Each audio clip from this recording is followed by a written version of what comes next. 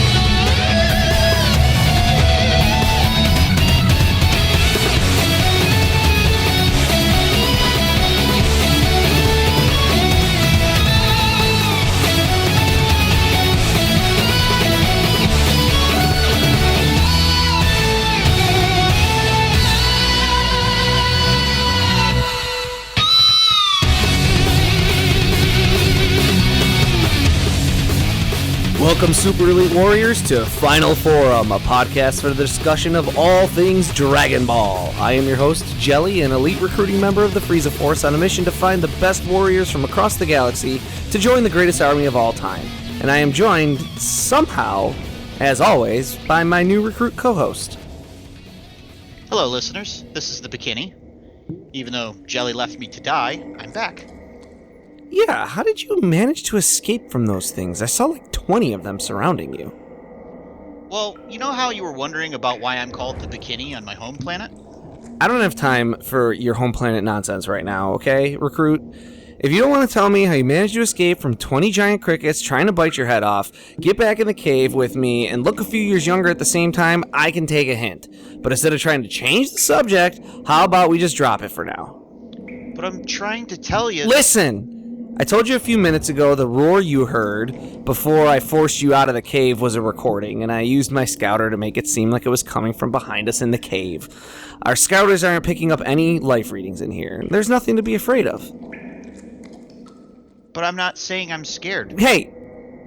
Which way should we go here? Left.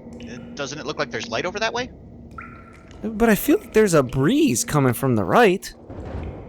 Maybe we should just go back out the way we came in. Those things probably aren't hungry anymore. They were hungry enough to wait around for us last episode. I think they'd be willing to wait a little bit longer. Especially since they didn't get anything from you. Yeah, we'll see. I don't have time for your gut feelings. Come on, we're going to the right. Our scouters can act as lights, and I feel better about a breeze meaning an exit versus stagnant air. There are probably bioluminescent vampire bats or something in the chamber to the left. Yeah, but wouldn't our scouters pick up on bio readings? Not if they were small enough. Listeners, to catch you up, we decided to venture into the cave in which we took refuge.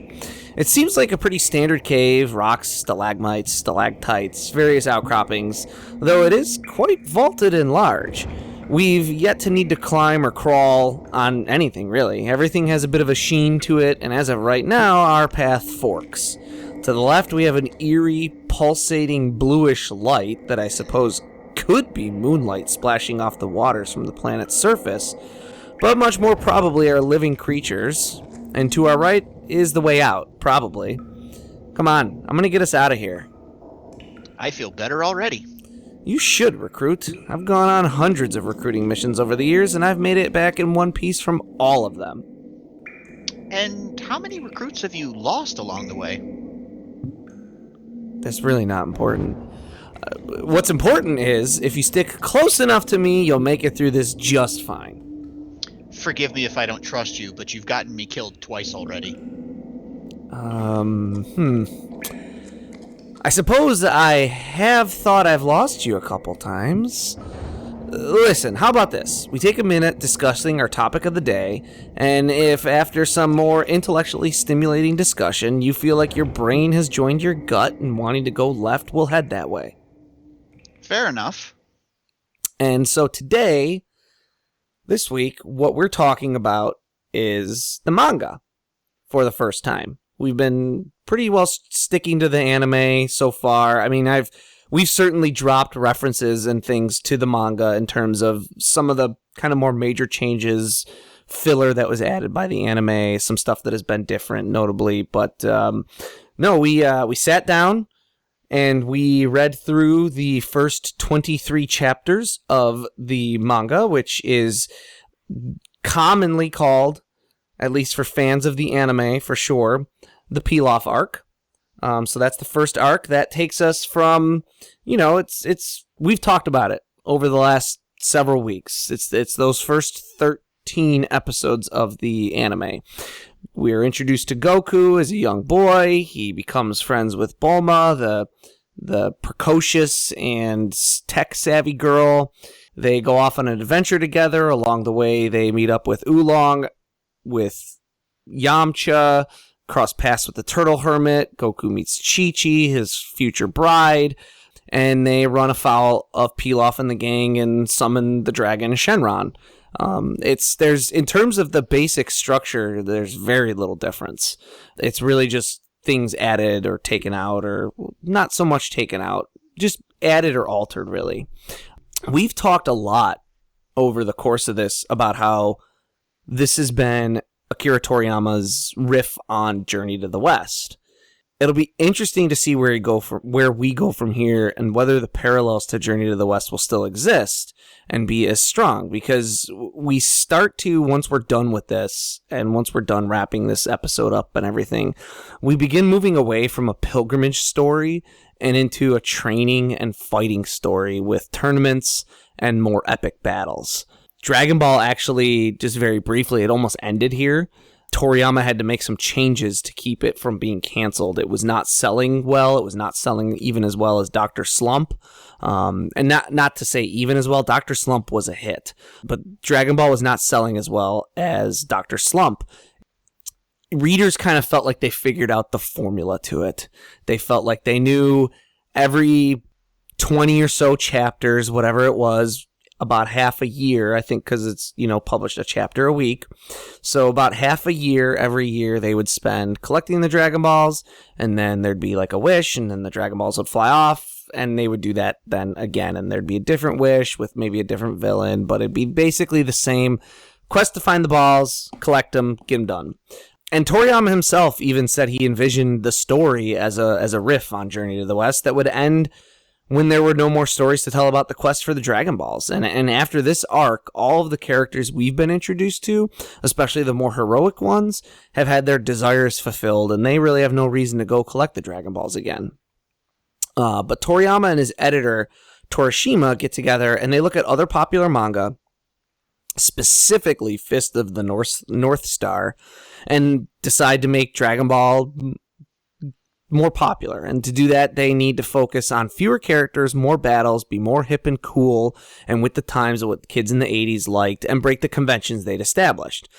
They said if they just kept questing after the Dragon Balls, readers would think they had the formula figured out and they'd lose interest, so they had to come up with something else. Over the next several weeks, we are definitely going to be talking about what that something else was, how they did some of those things.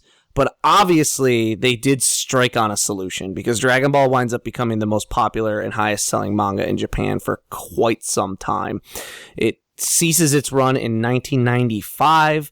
I think it takes One Piece another few years after that to overtake it in terms of overall sales. I believe One Piece is now the highest selling manga in Japan of all time and remains so.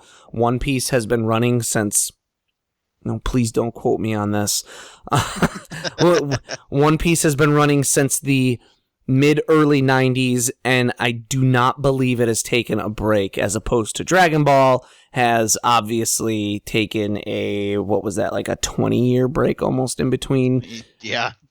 And the current most popular manga in Japan is not either One Piece, nor is it Dragon Ball, it's Demon Slayer.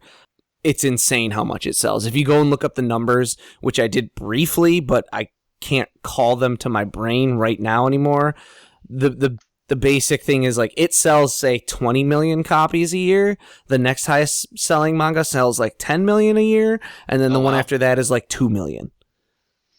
So out of the park. That one is extremely popular. for good reason. It's a good story, and there's some beautiful art. So yeah, I'll be curious to see where we go in the future with our discussions. I know where the story goes, but we've linked this so much to Journey to the West. I'll be interested to see like what the parallels are moving forward.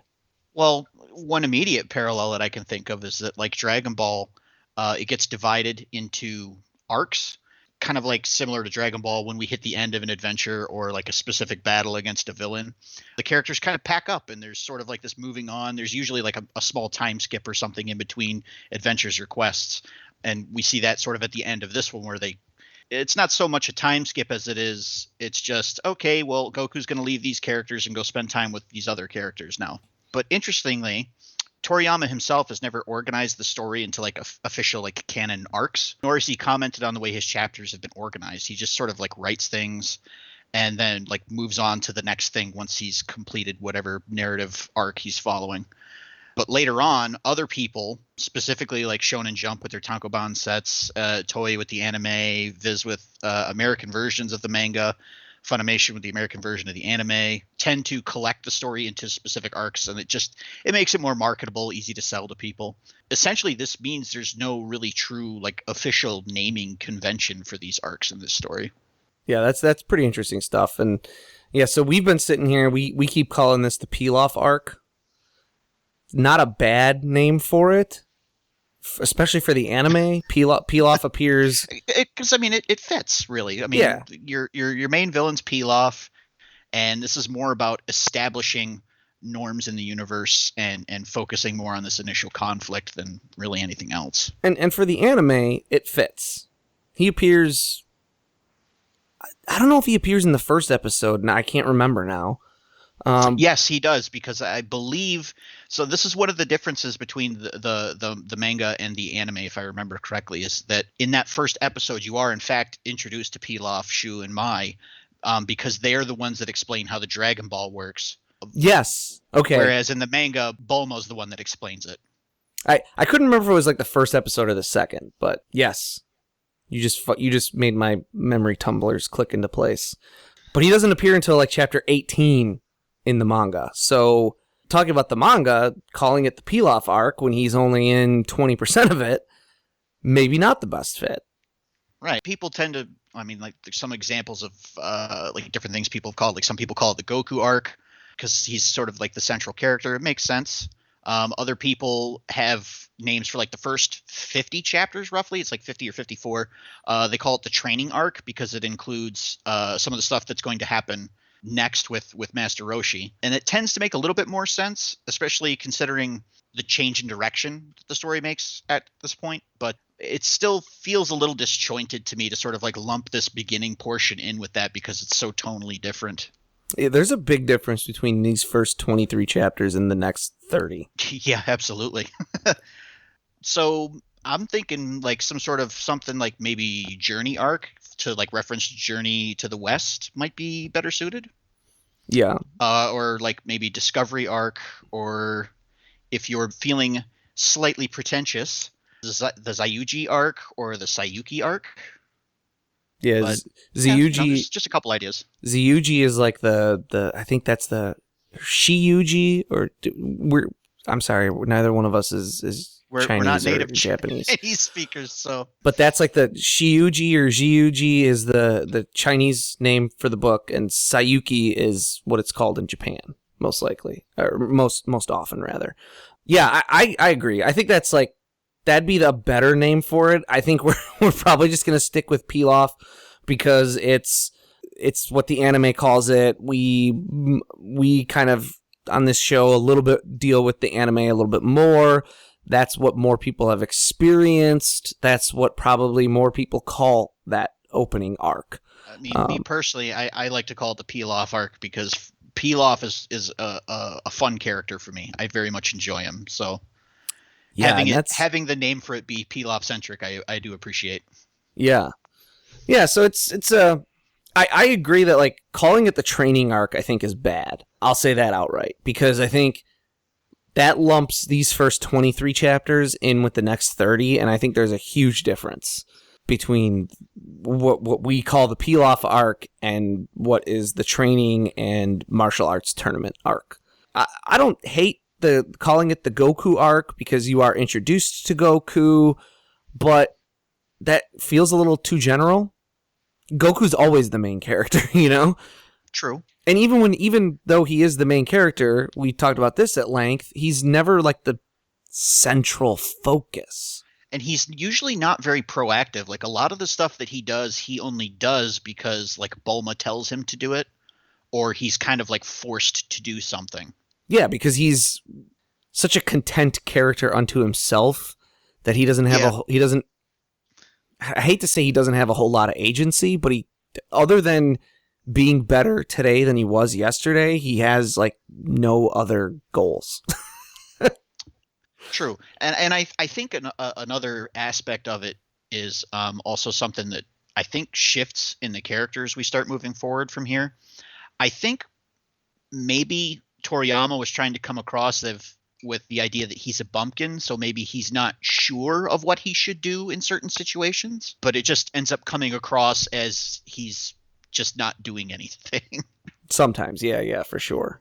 So, I don't know, those are just little interesting facts. I think the one thing you said about it being a fun calling it the Pilaf arc because he's a fun character, I definitely want to get into some of that when we get into just kind of walking through the manga in general, which I kind of want to start doing now. This is my first time ever picking this up. Really? You've never have you ever read any other manga? No. Really? So this is like your first time with the whole with the medium in general. Yes. Oh, yes. Excellent! This is going to be fun. And actually, that's one thing I want to talk about before we even get into like, oh, I like this better, I like that better, or whatever. If you've never picked up a manga, like I had never picked up the manga, fun fact, guess what? You read them backwards. Yep. It's less that fact that I want to talk about, and more, I understand why it's done. It's done to preserve the integrity of the art as originally drawn. Because if they put this stuff from left to right, as is done in English reading, you would have to flip all the art and mirror it. And so you would be presenting people with mirror images, which could then, it throws off like not the characters' people, but the characters' like words and the katakana and stuff that appear in it. I understand that. Yep. And so yes, if you've never picked up a manga, you read it from right to left, top to bottom, and that's pretty much everything. So if you have like a panel that has multiple speech bubbles in it, you will approach them from right to left and top to bottom. But how do you feel about, okay, we're going to not flip this around to preserve the integrity of the art, but then they censor some of it?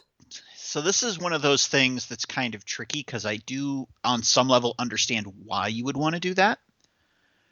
But at the same time, I also am one of those people that's like, well, no, let the art be what it is and let other people make their own decisions. And in order to sell goods in a marketplace, there are certain standards that you have to meet. So I understand why they do it. And to a level, I do appreciate it because it makes it available to me in a foreign country or another planet, for instance.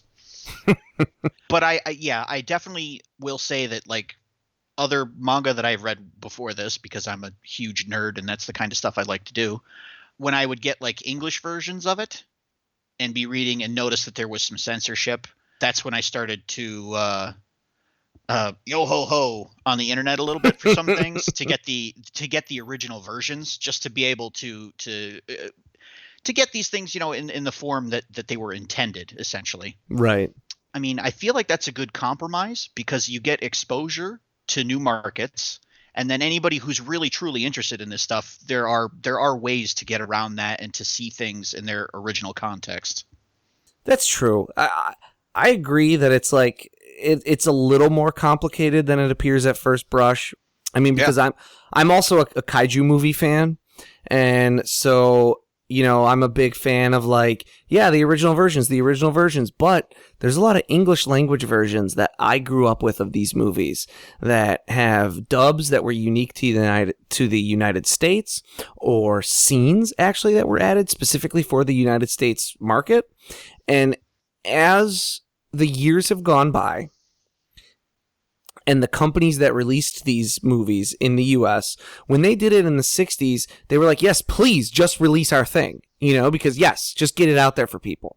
And so then a US studio would buy it and be like, this is too Japanese. We need to add some American actors with some cut scenes spliced in. And sometimes it was real garbage, but sometimes it was actually pretty good. And there was a lot of care done with it, and it creates for a different, I'm not even going to say better or worse, it just creates a different viewing experience. And as these companies have started reacquiring the rights to their movies, as these American kind of fly-by-night studios have just gone out of business over the years, quite frankly, because, this stuff wasn't sold to, it wasn't like Sony and Universal buying movies from Toho. It was like American International Pictures and Cinema Shares and, these people you've never heard of. As the companies have started pulling them back, they have then now, as these things have been finally released on Blu-ray and stuff, they're releasing only the Japanese versions, only the version that's available in Japan. And it's like, well, where's my version that I grew up with when I was a kid? And so it is like a more touchy issue, right? Of like I have the Visbig version. Yep. And the Visbig version has some censorship in it, but it's actually understandable. It's actually, I think, one of the less, not least, but one of the less censored versions. And I kind of get the idea of like, well, I like the American translation, or I like the whatever, that gives me that experience that I had when I was first introduced to this thing. But I do feel like with Dragon Ball, I wish the uncut version was more readily available. It's not that hard to find, though. True. And I won't even say yo ho ho as my co-host did. I'll say if you're really curious, if you pick up the Visbig version, which I would pretty well recommend. I think it's a little bit chunky and a little bit big, but I've read reviews of some of the other collections of the Dragon Ball manga that are available in the US, and either the two biggest things that steered me towards Visbig were, one, this has more color pages than anything other than the ones that say they're like all color. And two, everyone keeps talking about the paper quality, and that the paper quality in some of the other ones is very, very flimsy. And I didn't want to have like something that I would accidentally tear the pages on. So this is a little bit big and a little bit chunky, but if you get this version, or if you get any version of this manga and you're reading it, you can very easily go to Reddit or even just Google, and you can just Google, censorship changes in Dragon Ball, and you can look them up. And like the Visbig version is like, I think the major censorships are Bulma flashes a middle finger that gets turned into a pointer finger. A side nipple end up covered by her hand. Like they just redraw her hand to be slightly higher so that you don't see her side nipple. And then there's like another case of that where like you would see her nipples and they cover it with bubbles while she's in the shower. It's an interesting thing to me of like, yeah, we're going to not mirror the art to preserve the integrity of the art, but we're going to still censor it. Which goes a little bit against that message. Picking up a manga, the first, it's one of those things, the first time you pick one up, you're like, oh, this is interesting, and it takes you a minute, but you get to a certain point where you do start, I would say, like, the first couple of chapters I read took me a little longer than the next 20. Yeah, I mean, it's a skill like anything else. You practice it enough, you get pretty good at it. And I'll say I've been reading manga for years, and I still occasionally mess up where I start on a page. Yeah. And I'll be reading dialogue and it won't make any sense. And I'm like, oh, wait, no, I'm reading a manga. I'm supposed to read it backwards. This manga, though, the very first page and the very first panel that you see is like the most gorgeous thing. Yeah. It really is. And it's so perfect, too, because it has in one panel, one page. It is a full page. It's not a splash page, but it is a full page panel. It has everything that you're going to encounter throughout Dragon Ball just on this one page, like to an extent, in terms of the tone. Just to quote briefly, long, long ago in a deep, dark forest, far from civilization, beyond a towering range of... Well, you get the idea. It's the kind of place a story like this has to begin. That right there is like you get your little mix of like something ancient and something austere, and then it undercuts with humor. The art itself is super beautiful, and like there's a lot of very traditional, the way he draws like the cherry blossoms and things. Oh, yeah. And that's all very traditional and very like austere and very serene kind of looking. And then what is Goku himself saying on the very first page? Hey, bro, what's up? I also want to point out that there was kind of a parallel to this in the anime as well. Those opening scenes of that first episode, in my mind, almost kind of looked like a storybook coming to life, which is sort of on a meta level what the anime was doing. So, yes, I would agree with that. So that was a thing that just instantly slapped me in the face, and I would say where it really, really hit home was kind of the first time we have the bigger action sequence when Goku fights the bear man. The art, don't get me wrong, I think the anime is at times beautiful, and I don't want to take anything away from the animators, especially, in the 80s, they are animating this by hand. The art in the manga is gorgeous. I was gonna say that I really, really like Toriyama's art. Like he's very talented, and the way he uses his paneling to like convey things in just a shot. There's in the first chapter when Goku dives off of the waterfall. That's literally the page I'm looking at right now. he uses that waterfall as this high, skinny panel, the panel itself, that really gives you the impression of the height of it, and then Goku just jumps off carefree. Like that is excellent paneling. And he does that throughout this. I think the way he stages his action in particular is really good. It stays clear, like it's easily understandable. You can follow the action between panels, even between pages, honestly. Yeah, it's just always really clear. The quality of art itself is always really high. It's impressive. Right. People always like read comic books and they're like, "Oh, I can't wait to like maybe one day see this in a movie," Like I have been watching the anime forever, and I feel like I'm like, "Whoa, this is like the first time." Like this fight with the bear is in the anime. It's fun. It's still like has that same kind of feel of like you build up this imposing opponent and then Goku like just toys with him and takes him out instantly. But it has always just felt like a thing that happens in the anime. In the manga, it's like it's beautiful. Yeah. I also think it kind of, the tone is slightly different between the manga and the anime because of the quality of the art in the manga. Like you get that feeling of this guy's imposing and dangerous. Like when he swings with that sword, like it's like this huge, powerful move, and it gets translated so well based on the art. You perceive that guy as an actual real threat. Whereas for me, when I watch the anime, it's more, oh, it's just a big guy, but Goku's going to kick the crap out of him. Right. There's less tension, I guess you'd say. No, I agree with that. I think we talk about like Toriyama building and releasing tension and building tension and undercutting it with humor. Almost universally works better in the manga than the anime. A big part of that for me is the absence of the filler.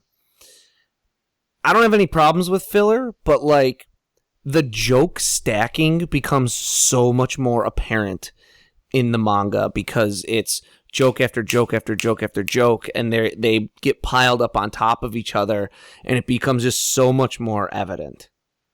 Yeah, and just the level of punnery is on it is kicked up a couple notches as well. You know, the big again, this could be one of those things maybe because I was more tuned into it because we've been talking about it for a few weeks, but like the joke of going from because Goku takes off Bulma's panties, she then flashes Roshi, and then she feels she has to wear a bunny costume.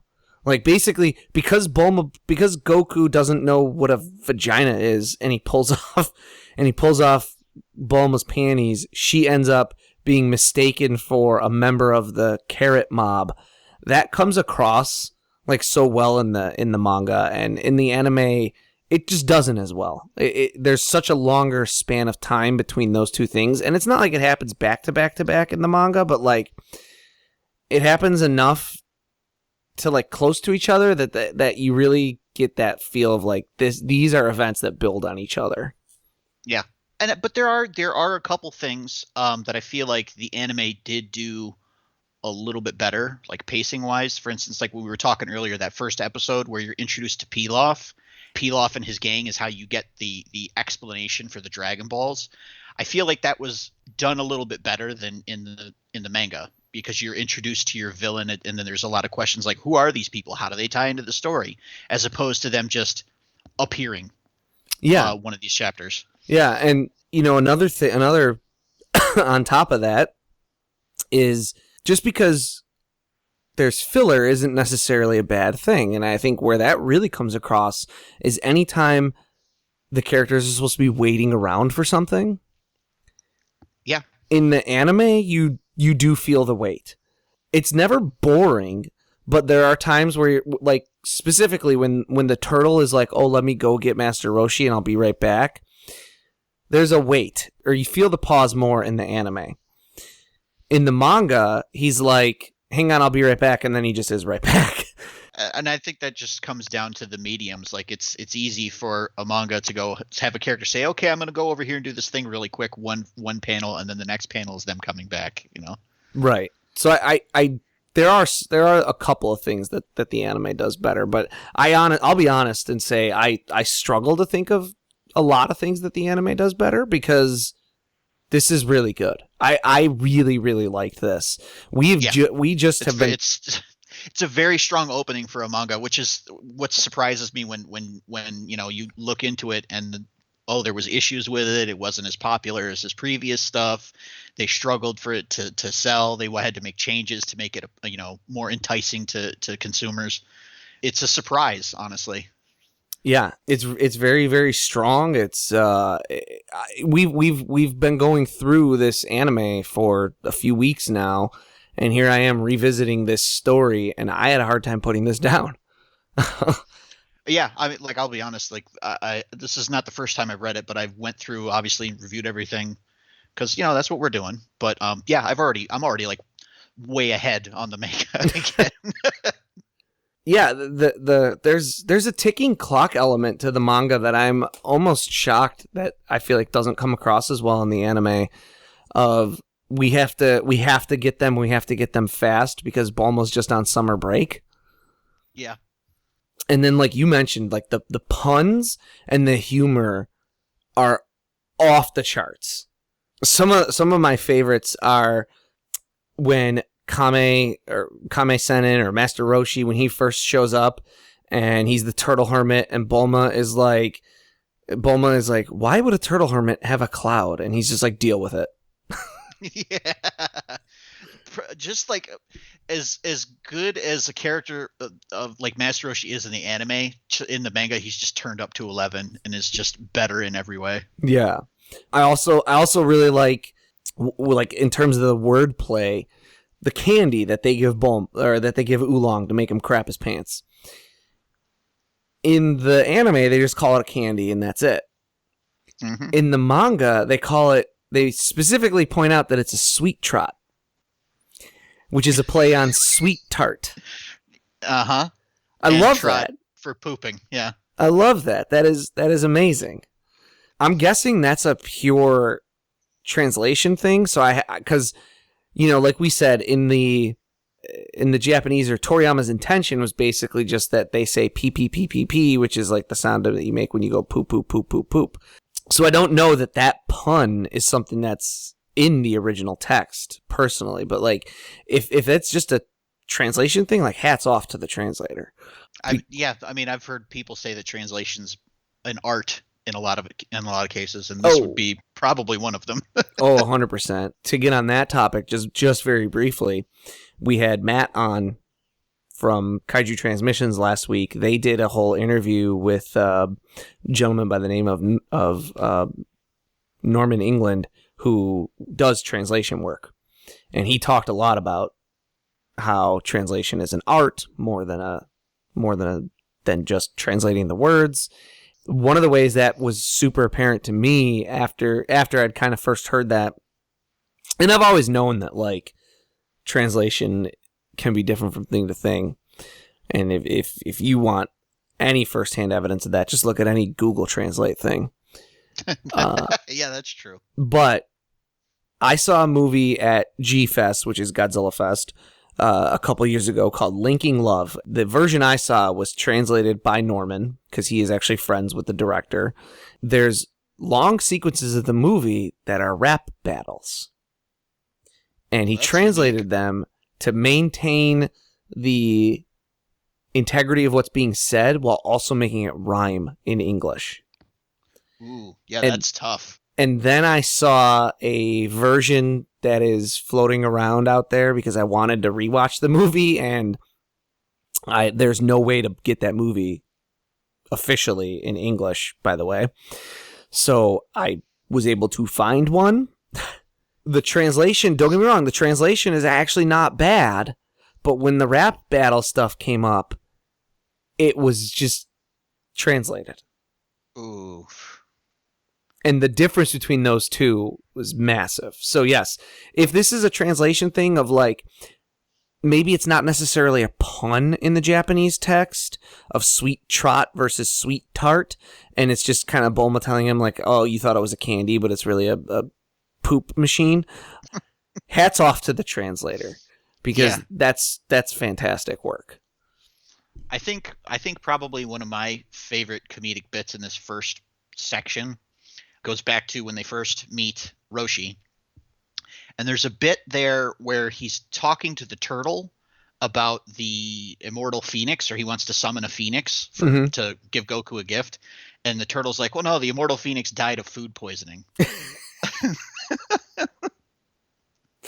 And then it's followed up with, this is not so much of a joke as it is just kind of a funny coincidence where Roshi talks about, oh, that sucks because I was planning on summoning this immortal phoenix to grant you eternal life, which is what the villain's chasing after in this arc. So I just thought it was interesting that he's going after the Dragon Balls when really he should be, looking for Master Roshi. Yeah, I have the immortal phoenix death in my little, I was writing down like notes of things that I thought were really funny and stuff as I was going along, and that's one of the ones I noted too. The immortal phoenix died. The age of Roshi is a little more hinted at in the manga. There's a really good joke, actually, not with the age of Roshi. I think there's a couple outright references in the manga to him being immortal, actually. Yeah. There's like some elixir or something that he drinks that gives him immortality. There's a really good joke, and I hope this is in the original, and I feel like it might be. When Oolong turns into either a bat or a fly and tries to run from Yamcha, and Puar turns into, I think he turns into a fly. A fly swatter. And Puar turns into a fly, and Puar turns into a fly swatter, yeah. And slaps him down. The little speech bubble that goes above Oolong's head when he's getting swatted says, "Help me." Which I thought was a direct reference to the fly. I also thought the same thing. So I'm not sure if the dates correspond on that. I'm not sure because I don't know. Oh, this was definitely made after the original with Vincent Price. Okay, so yes. I was 100%. Okay, yeah, I was thinking the Jeff Goldblum version. Now I don't know, but I'm going to say this predates that on a Probably. hunch. So you're probably on the right track with the Vincent Price version, anyways. Yeah, I mean, Toriyama grows up watching 60s and 70s movies, right? So your assumptions are probably way more accurate than mine. And then speaking of like jokes and puns, and something you mentioned at the beginning of like Pilaf is a fun character, the Pilaf jokes are off the charts. Oh yeah, they're turned up to 11, definitely. Nothing shall happen without an order of Pilaf. There will be no power on Earth over Pilaf. They call him Reich Pilaf. And his solar oven, as we've been calling it, is called a rice cooker. Every other thing uttered by Pilaf is a rice joke. And I love that. I love too that those things are in bold. If you're going through and it says like no leader on Earth will operate without an order of Pilaf. Order of Pilaf is in bold. Like, I love that. And that is cranked all the way up. I was laughing so often reading this. I was like, I cannot believe how funny I'm finding this. Like, I mean, honestly, it makes me want to go back and read Dr. Slump, because I know Dr. Slump is supposed to be even more of a comedy manga than this was. Yeah, I think we're going to have to one day. I'd be down for that, totally. That sounds like a good time. I don't know when or how. Maybe at some point when I know in the anime in Super, there's a crossover episode. Oh, maybe that's and it's just a complete filler gag episode. Vegeta gets his ass kicked by Arale, and he's like, "Oh, that's the last time I fight a gag character." But yeah, I would totally be like, after reading this, I'm like, oh man, I'd love to read Dr. Slump, because yes, that is my understanding as well, is that it is much more humor driven than Dragon Ball, and I think is kind of the big difference between when we talk about like the Pilaf arc versus the other arcs and everything is I don't want to say that there's obviously humor throughout the rest of Dragon Ball. Sure. And there's agree with that. And there's obviously puns and things and wordplay, because that's who Toriyama is. But without ever having read Dr. Slump, I would bet that these first 23 chapters are closer to Dr. Slump than anything else you encounter in Dragon Ball. I'd probably be in agreement on that one. So that's something that I would love to do someday, because I enjoyed the crap out of this. And it is interesting just to kind of look at the similarities and the differences, just to even think too that like, yeah, this was not popular. It's surprising. It is. Because like, don't get me wrong, the rest of Dragon Ball is really good too, but like, I'm just shocked that like these first few chapters were just not doing it for people. And it's even crazy, like you think about even the anime, it doesn't become super popular until the Z portion. Like, a shocking amount of people who would say they're huge fans of Dragon Ball have never experienced the original Dragon Ball. Really? I might need you to cite some sources on that one. The source is me. I understand, because I mean, like, we've admitted ourselves, like, our first exposure to this was Dragon Ball Z on Toonami, so right. I can understand that, yeah. And I would say to a degree, I would even say that there's probably people that didn't even know that the original Dragon Ball exists. For a while, for sure, right? And then I would say there's probably a whole bunch of people. Again, this is speculation. I would say, I'm willing to say it's not speculation that a majority of English-speaking, specifically American fans of the show did not experience it from beginning to end when they were first introduced to it, and also did not even know about like the Dragon Ball portion, or never experienced it for a very long time. So this next part is pure speculation. But I would say that there's probably a number of people who are fans of Dragon Ball, for sure Z and Super, who would say they don't like the Dragon Ball portion of Dragon Ball because it's not as action-packed, it's not as fight-based, it's not as epic, there's no transformations, things like that. Well, I mean, those people would just be objectively wrong. This is a good opportunity to go back and give it another shot. Especially, I would say, if you've watched the anime and it hasn't been your thing, go out and pick up the manga. Pick up the Vizbig, or pick up the volumes. The Vizbig is a 3-in-1 type of thing. So it's like the Vizbig Volume 1 is volumes 1, 2, and 3, just to make things extra confusing. And volumes 1, 2, or 3 are collections of individual chapters. So yeah, that's okay. All right. But go out. I'm sure you could probably go on Amazon or something and find if you're not convinced that you want all of them, find volumes 1 and 2, which is the what we've been calling the Pilaf Arc, and give that a shot. Because maybe reading the manga will change how you view the Dragon Ball portion of Dragon Ball. Yeah, I could see that. I would also give it a strong recommendation for that specific reason. On top of that, I think it would add a little bit more to watching the anime portion, because like we said, there are certain things that the manga does better, and I think it would help kind of like flesh that anime out a little bit more in your mind if you have that experience with the manga. Yeah, I think they inform each other, kind of. We've been talking about that, right? When Toriyama first introduces Shenron, he colors him blue, and then he gets colored green in the anime, and Toriyama runs with that. They've always kind of informed each other. It happens. Hey, I know. Did you notice that Shu is not called Shu in the manga originally, and then the anime does it, and Toriyama like just follows suit. So they've always cross-informed one another. They call him Soba. Yes, and he even has a pun on his name, Soba, so good.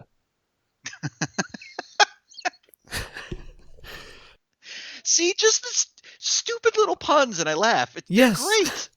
So yes, it's. I would say give it a shot. Since that'll probably wrap us up. What would you, out of 5, give the anime and the manga version of this first 23 chapters, this first 13 episodes, this Pilaf arc? Or this journey arc. Are we allowed to do like half stars? I would say you're very, very allowed to do halves. I discourage using quarters. Okay, 5 or halves is enough for me. I would give the anime probably somewhere between like a 3.5 to a 4, depending on the episode. I discourage doing quarters. I said it depends on the episode. But the manga, I would give a solid 4.5. I would agree. I think I'm gonna just be a little more generous, and I'm gonna give the anime a 4.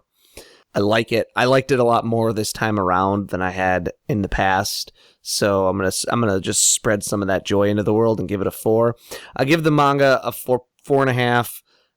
I would say if the waiting portions, like the parts where you're supposed to be waiting, had felt a little more like waiting, add another couple extra panels, some of things like that, and introduce Pilaf a little bit earlier just to have that that menace kind of behind it of like this antagonistic character that we're wondering how he fits in. If those two things would have been done, I think I would give it a 5. Yeah, I agree with that 100%. And that's taking all of the other faults that we've talked about, the uncomfortable lolicon stuff, and which is a little bit worse in the manga. We should probably mention that. So yes. If it's something you're really averse to, this might not be for you. But just giving you guys a heads up, it is a little bit more explicit in the manga. Right. So that's even taking in some of those other faults that it kind of has inherent to it. I would still give it a 5 if it did those two things. So, what do you say, Recruit? After all that, do you still think the left is the best way to go? Towards a light? Yeah. Fair enough. But being that this is your idea, how about you go first? Okay. I will. Step aside, old man. Easy with the attitude there, Recruit. You may be taking point on this, but you're not taking lead of this mission. How far should I go before I come back? If you feel the cave definitely sloping up, come on back and we'll head out together. If you feel it definitely sloping down, come back and we'll go right together. If you come to another fork, come back and we'll make another decision. Alright, fair enough. Well, while he goes on a quest for personal empowerment, listeners, perhaps it's best we took our leave of you here. In fact, I think that may definitely be best. Run! Will we escape whatever terror the Recruit has brought back from along his wrong way? Stop signing off and just run, damn it! Or will this be our last broadcast? Find out next time and help us achieve our final forum.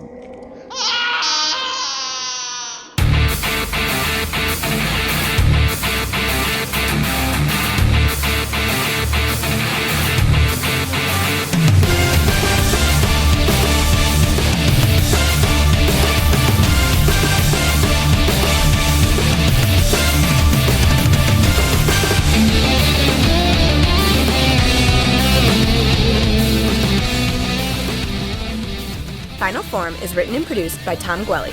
It is performed by Dan Kinney and Tom Gwelly. Our webmaster is Dan Kinney. Our theme music is provided by YouTube content creator GVG Kit. Want to learn more about the Dragon Ball universe, including concept art, behind-the-scenes interviews, and recommendations from Jelli and Bekinney? Connect with us on social media. Like us on Facebook, follow us on Twitter at Final Forum Pod. Make sure to subscribe, rate, and review wherever you receive your podcasts. And of course, make sure to share it with your friends and family and help us spread the word of the glory of Lord Frieza. The Frieza Force thanks you for your listenership.